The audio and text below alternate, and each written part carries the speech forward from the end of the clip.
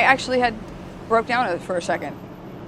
I mean, I was sort of overwhelmed. In the final days of her life, Lisa Marie Presley, the only child of Elvis Presley, broke decades of silence. And what she revealed about her father shook the carefully preserved legacy of the king of rock and roll. Saying, okay, I'm this way, or no manipulation, or no agenda. He was off stage who he was on stage. For years, Lisa Marie had kept her truth hidden, never speaking publicly about the reality behind Elvis's fame. But just before her passing, she finally opened up, exposing a long-buried secret that no one saw coming. Join us as we uncover shocking details that will leave you speechless. Lisa Marie Presley didn't grow up like other children. From the moment she was born, she was already famous. But fame, as she would later say, felt more like a curse than a gift. Everyone saw her as Elvis Presley's daughter. That title came with privilege, but it also came with shadows. She wasn't just part of the spotlight. She was raised inside it. And what she saw growing up shaped her in ways the public never knew. Elvis wasn't just a father to her. He was a man surrounded by people, yet deeply alone. Lisa remembered the sound of the upstairs door closing at Graceland. That part of the house was off-limits to almost everyone. And that was how Elvis wanted it. He would stay up there for hours, sometimes days.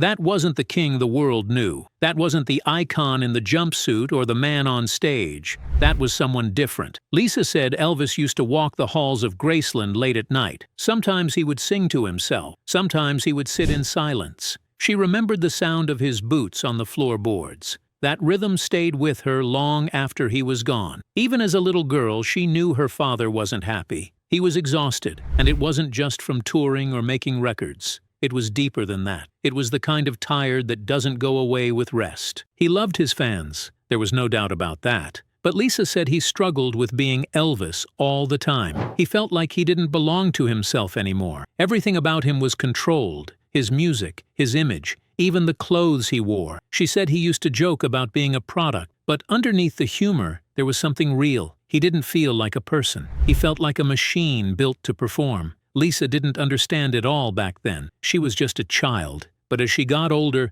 the memories became clearer, and the people who surrounded Elvis weren't just friends. Many of them were employees. Some had his best interests at heart, others didn't. Lisa said her father was kind, generous to a fault, but that kindness was often taken advantage of. He trusted people who didn't deserve it, and he paid the price. Behind the gates of Graceland, life wasn't perfect. It was complicated. Elvis tried to protect Lisa from it. He would buy her gifts, take her on golf cart rides, and play music in private. But even then, the weight of who he was never went away. Lisa saw it in his face, in his eyes, the pressure, the sadness, and the isolation. She didn't have the words for it then, but now, looking back, she knew what it was. Her father was breaking down in front of her, and the world never saw it. She once said Graceland felt like two different places. Downstairs was for guests, fans, and family. It was where the cameras went, where the laughter lived. But upstairs? That was where Elvis disappeared, where the real man hid from the myth he had become. Lisa was one of the few people allowed up there, and what she saw wasn't glamorous. It wasn't rock and roll. It was quiet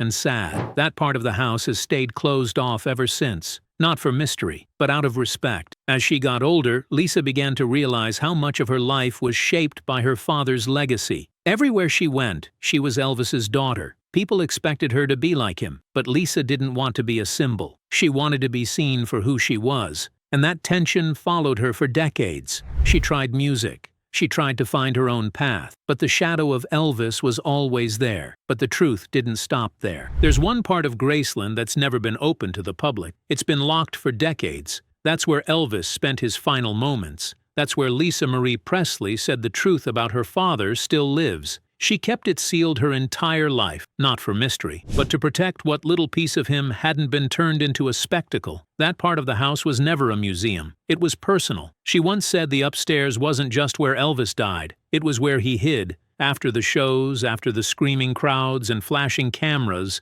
that's where he went to be alone. Lisa remembered that as a little girl. When he disappeared upstairs, everyone downstairs knew not to bother him. He had a routine. He'd come home late, change into something comfortable and stay up until morning, sometimes watching TV, sometimes reading books on spirituality, sometimes just sitting in silence. Lisa said the upstairs was quiet in a way that felt different. His voice echoed softly when he hummed or talked to himself. She would sometimes sneak up late at night just to peek through the doorway. He'd be sitting there, surrounded by books and papers, lost in thought. The fans saw Elvis on stage. Lisa saw him in solitude. That was the version no one else got to witness. Years later, when she took over Graceland, people asked her if she'd ever open the upstairs to the public. The answer was always no. She said it wasn't meant to be walked through like a tourist attraction. That part of the house was sacred. It was the last piece of her father that hadn't been sold or turned into a headline, and she intended to keep it that way. She once told a close friend that if people saw what was really up there, they wouldn't walk away feeling inspired. They'd walk away heartbroken, because the upstairs didn't show a king. It showed a man who was tired and overwhelmed, trapped by the very thing he had built: the jumpsuits, the gold records, and the screaming fans.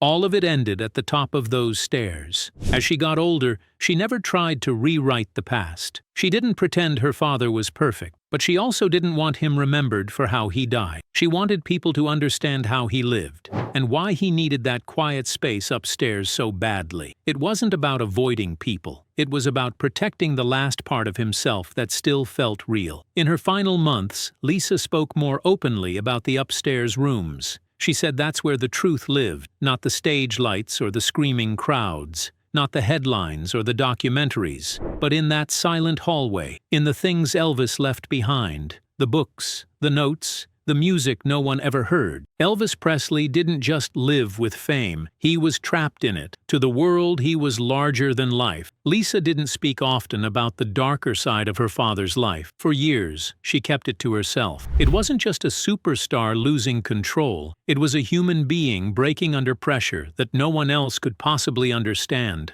And in her final year, she started to talk about it. Lisa remembered watching him read letters from fans, thousands of them. Some were sweet, others were obsessed. Some asked for money, others made wild claims. She once found him sitting quietly, holding a stack of letters he hadn't opened. When she asked why, he just shrugged. He didn't say a word, but the sadness in his face said everything. Being Elvis Presley meant being everyone's idea of greatness, but it never left room for flaws. Lisa said that was the hardest part. The world wanted perfection from him every single day, but inside, Elvis was anything but perfect. He was tired, overworked, surrounded by people who depended on him but didn't always protect him, people who knew he was hurting and let him keep hurting. She remembered how his moods would shift, how some days he was full of energy, excited about a new song or a spiritual book he'd discovered, and then the next day, he'd be quiet, withdrawn, and distant. Lisa also began to speak about how much pressure was placed on Elvis to keep performing, even when he wasn't well. By the mid-1970s, he was touring constantly, sometimes in pain, sometimes barely able to stand for long, but the shows went on, the contracts had been signed,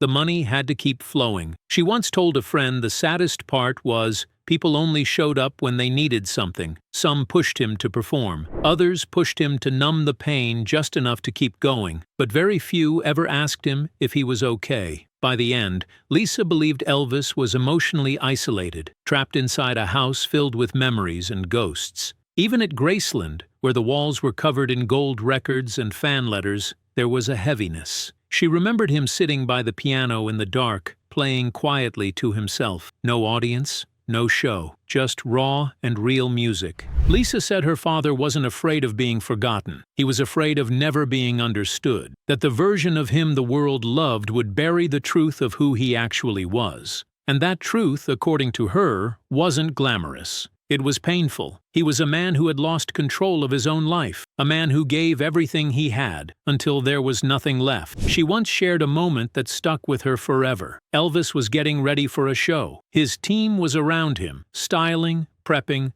rushing. But in the middle of it all, he looked up and asked her if he seemed fake. She didn't understand what he meant at the time, but years later, she realized what he was really asking. He didn't feel like himself anymore. In her last interviews, Lisa hinted that she had more to say about the pressure and the choices that were made behind the scenes. She never got the chance to release it all. But what she did share in those final months was enough to change how people saw Elvis, not as a superstar who faded, but as a man who gave the world everything and quietly lost himself in the process. And for Lisa, that was the part no one ever wanted to hear. Lisa Presley didn't believe her family's story was just about music. She believed it was about pain passed down through generations. Behind the fame, behind the fortune, there was a pattern, one that started long before her and never seemed to let go. In the last year of her life, Lisa began to talk more about it because she believed it was real, something her father felt. She called it the Presley curse.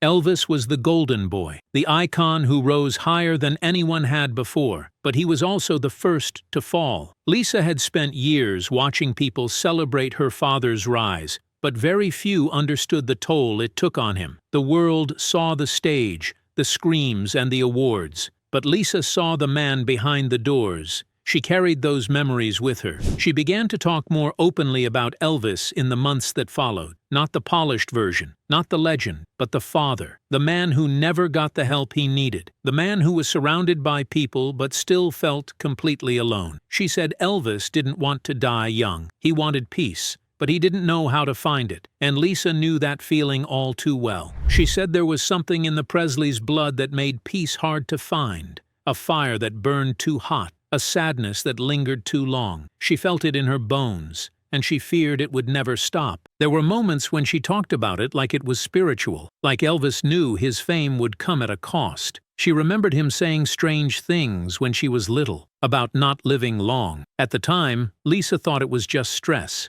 Now she wondered if it was a warning. She believed Elvis saw what was coming, that he knew the legacy would outlive him. He couldn't stop it. But maybe, by telling the truth, Lisa could. That became her mission in her final months, to speak out, to show the world that fame didn't just make Elvis a star, it broke him. But near the end, Lisa's voice grew louder, and what she said sent a chill down the spine of those who heard it. She said the Presley name was more than music. It was a warning, a legacy built on talent and tragedy. And unless someone told the truth, the pattern would never stop. She was the only one left who had lived both sides. But the curse wasn't finished yet. Before she died, Lisa Marie Presley had begun something she never finished. Not a performance, not a tour, but a truth. A final reckoning with her father's story, the version no one had dared to tell. It didn't come out in interviews. It wasn't for the cameras or the press. It came out in pieces, in handwritten letters, in scattered journals,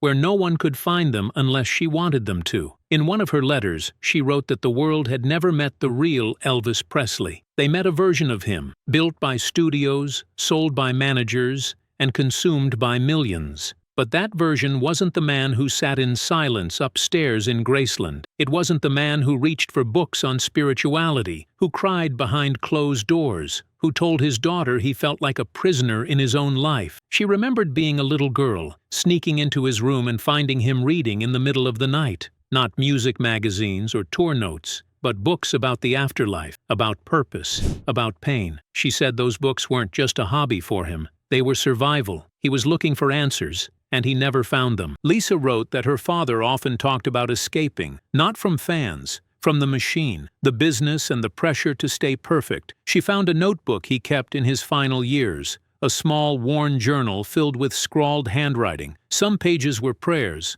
others were just lines that didn't make sense, but a few were clear. One read, "I'm tired of being Elvis." She never published those pages, not because she was ashamed, but because she didn't know if the world deserved them. They weren't meant for tabloids. They weren't meant to sell. They were what her father left behind when the cameras stopped flashing, and she carried them with her everywhere. In another recording, Lisa talked about grief, not just the grief of losing her father, but the grief of losing who he used to be. She said she mourned him long before he died, that he started disappearing piece by piece, the light in his eyes, the hope in his voice, the ability to breathe without the weight of millions on his shoulders. She watched it fade, and by the end, there wasn't much left. She also talked about how that same grief followed her, how it became part of her identity. Being Elvis's daughter wasn't just a title, it was a responsibility, a burden, and some days, it felt like a curse. She said she couldn't walk into a room without someone bringing up her father. Sometimes people cried, sometimes they demanded answers.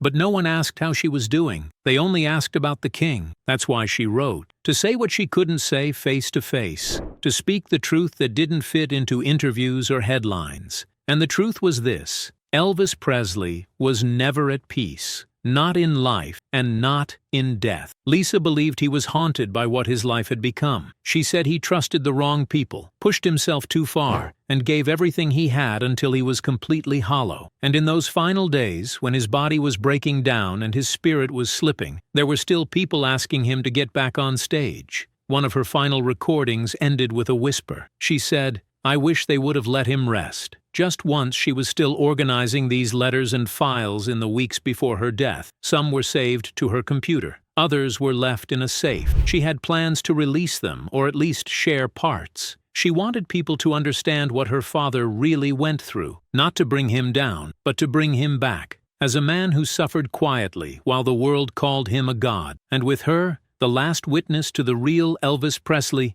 may have disappeared forever. It was January 10th, 2023, the Golden Globes, a night of lights, luxury, and long speeches. Cameras flashed, celebrities arrived in waves, music filled the air. But when Lisa Marie Presley stepped onto the carpet, everything seemed to pause, not because of what she wore, not because of her name, but because of how she looked. She was thin, pale, unsteady on her feet, her skin looked tight, her hands trembled slightly, and her smile didn't reach her eyes. The crowd didn't cheer, they stared. This was her last public appearance. No one knew it then, but looking back, the signs were everywhere. Lisa Marie wasn't herself, not the confident, sharp-tongued woman people remembered from interviews and stage appearances. She was quiet, slow, like her body was present, but her mind was somewhere far away. Some said she looked lost. Others said she looked like she knew something no one else did. She was there to support Baz Luhrmann's Elvis,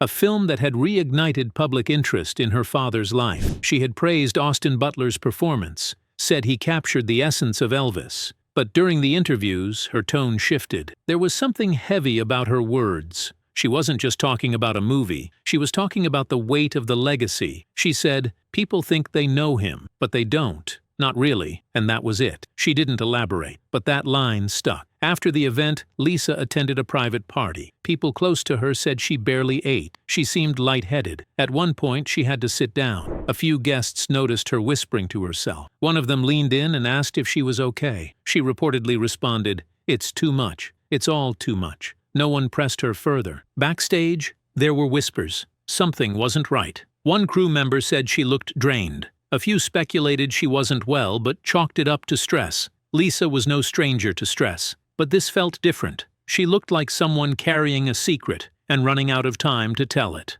And then came the handshake. Lisa walked over to Austin Butler after his win. He hugged her. She said thank you. But then she held his hand longer than expected. She stared at him and said, "You did it. You really did it." But her eyes were watery. Her voice was breaking. It was like she wasn't just thanking him for a performance. She was saying goodbye, not just to him, but to her father's story, to the myth, to the part of her life she'd never fully let go. 2 days later, Lisa collapsed at home. She was rushed to the hospital, and hours after that, the world lost her. The daughter of Elvis Presley, the last living voice that had grown up inside the walls of Graceland, gone. But something about that final appearance never sat right with fans. Some believed Lisa was preparing to release something, a letter, a memoir, a statement that would have changed how people viewed her father forever. Others said she had grown tired of being silent, that the Golden Globes weren't just about honoring a film, they were about her final chance to be seen, to speak, to be heard. Whether she planned to say more that night, no one will ever know. But what's clear is that Lisa Marie Presley didn't walk into that event as a celebrity. She walked in as a daughter, a keeper of a legacy, a woman still haunted by a father's story that never felt complete. And what happened next only deepened the mystery. The headlines broke like a thunderclap. Lisa Marie Presley, the only child of Elvis Presley, was gone. It felt surreal. Fans had just seen her days earlier, softly speaking about her father, honoring his memory on national television. Now, she had vanished, without warning, without closure. The timing was too sharp, too sudden, just like her father. The similarities were chilling. Elvis had died unexpectedly at Graceland in 1977, a global icon taken in an instant. Lisa, too, had left behind shock, heartbreak, and confusion. A life cut short, a story unfinished. But unlike Elvis, whose fame was still rising when he passed, Lisa's life had become more complex, layered with loss, grief, and years of silence. Silence she had only just started to break. In the days that followed, tributes poured in, from celebrities, from music legends, from fans who had followed her journey since birth. They shared photos, songs, interviews, but through it all, one question lingered. What was Lisa about to reveal? Because in the months leading up to her death, she had been writing, quietly, carefully, preparing something she had never shared before. Close friends said Lisa was finally ready to tell her side. Not just her story, but her father's. The truth about Elvis Presley, the truth about what really happened in his final months. She had started organizing letters, old journal entries, audio recordings, some from her father, others from herself. She had even spoken to a publisher, and while no official deal had been announced, insiders said the project was well underway. There were pages saved on her laptop, notebooks with scribbled thoughts about Elvis's pain, his fears, his final nights. Voice memos where she whispered into the dark, trying to capture emotions too heavy to say out loud. Some were meant for a book, others were just for her children, but all of them were leading somewhere, towards something. A moment where Lisa would finally tell the world what really happened behind the closed doors of Graceland. But now, the voice that held those memories was gone. Lisa was the last direct witness to Elvis's rise and fall. She had seen the man behind the myth. She had walked the upstairs hallway the night he died. She had lived through the grief, the legacy, and the loneliness. For years, she said nothing. She protected the image. She carried the weight. But in her final year, something changed. She started writing. She started opening up. She spoke about the pressure of being his daughter, the pain of losing her son, Benjamin, who looked so much like Elvis it scared her, the way her father used to pace through the house at night, exhausted and overwhelmed. She said people didn't understand the kind of pain fame brought, the isolation, the control, the way it consumed everything, until the man she called Daddy was gone, even before his body was. And she had more stories, more truths, more pages ready to be shared. But now, they're left behind, locked away, some in her home, some in digital files, some, according to friends, stored in a private vault at Graceland. The Presley estate hasn't said what will happen to them. No memoir has been announced, no documents released. The world doesn't know how much she wrote, or how much she planned to reveal. All that's certain is that Lisa Marie Presley left unfinished work, and it may hold the key to understanding who Elvis truly was in his final days. Some believe her sudden passing wasn't just tragic. It was time, that she was days, maybe weeks, away from delivering something the public wasn't ready for, something raw, unfiltered, real. Others think she ran out of strength before she could finish, that the same pressure that consumed her father eventually found her too. What's left is a mystery, a flash drive, a journal, a collection of thoughts from the only person who ever truly knew Elvis Presley behind closed doors. And now, that door is shut, just like the staircase at Graceland, just like the upstairs bedroom that no fan has ever seen, just like the secrets Lisa may have taken with her. She was the last living link to Elvis's truth, and with her gone, the silence feels final. Lisa Marie Presley didn't just carry her father's name, she carried his burden. From the moment she was born, the world told her who she was supposed to be, the daughter of a king, the living link to rock and roll royalty. But behind the titles and headlines was a woman who had seen too much, felt too deeply, and held on to a story the world never really heard. A story that began with Elvis Presley and ended with her. For years, Lisa stayed quiet. She protected her father's image. She stood by Graceland, smiled for fans, answered questions with grace. But silence is not peace. And near the end of her life, Lisa began to do something she hadn't done before. She started to speak, not just about Elvis the performer, but Elvis the person, the father, the man who suffered behind the music. She said the world never understood what fame took from him, the way it pulled at him, controlled him, broke him. She talked about the upstairs rooms of Graceland, where Elvis would vanish for days, locked away from the noise, wrapped in sadness, reading books about life, death, and something beyond all of it. She said her father didn't fear the end. He feared being forgotten, or worse, misunderstood. Lisa had lived in the shadow of that fear, and in her final months, she began trying to change it. She started to write, not a press statement, not a tribute, a truth, something that cut through the myth and exposed what her father never could say out loud. She wrote letters, left recordings, gathered thoughts that had haunted her for years. She said Elvis didn't just burn out. He was worn down, used, cornered, and left with no way out. She talked about the people around him, the ones who called themselves friends, the ones who kept him moving, while inside, he was falling apart. She said he didn't want more money. He didn't want more shows. He wanted to stop, to rest. But stopping wasn't an option. The empire had to stay alive, even if he couldn't. And Lisa carried that truth with her. She carried it through heartbreak, through addiction, through the loss of her son Benjamin. She believed the pain didn't end with her father. She believed it had passed down through blood, that the fame, the pressure, the curse had found a way to keep going. In the final months before her passing, something changed in Lisa. She became more reflective. She stopped caring about headlines. She didn't need to be understood. She just wanted to set the record straight. Not for herself, for him, for the man the world called a legend, but who died wondering if he'd ever really been seen. She began pulling together writings, personal notes, quotes from Elvis's journals, memories too raw for interviews. Some said she was preparing a memoir. Others believed she was working on a documentary, but no one knew how far she had gotten. When she died, everything stopped, and all that was left were unfinished pages,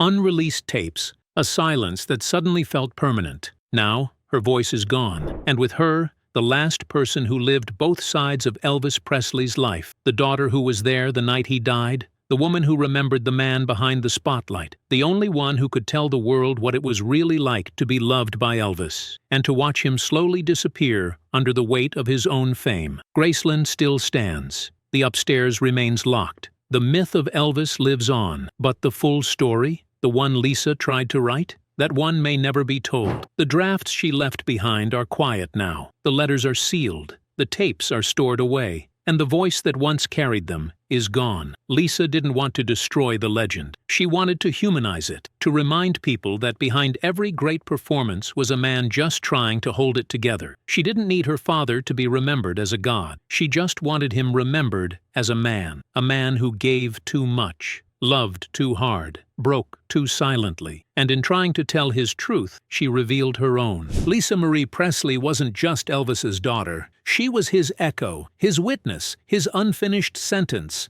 And when she left, the final chapter left with her. Now, all that's left are the fragments, the pages that never made it to print, the recordings no one has heard, the memories that never left Graceland. The story isn't over yet, and what comes next will leave even the closest ones stunned. Elvis Presley changed the world with his voice, but in the end, it was silence that followed him, and Lisa Marie carried that silence for decades. She protected it, lived under it, tried to outgrow it, but in her final days, she knew the truth couldn't stay buried forever. She wasn't trying to tear down a legend. She was trying to show the cost of one. Elvis gave everything to the world, and Lisa gave everything to protect what was left of him. But now, both are gone, and the story they tried to hold together is breaking open piece by piece. Not every truth gets told. Not every ending brings closure. But sometimes, the most powerful message comes from what was left unsaid. And now, it's up to the rest of us to decide what we choose to remember. But what exactly was Lisa Marie about to release? What's hidden in those private recordings?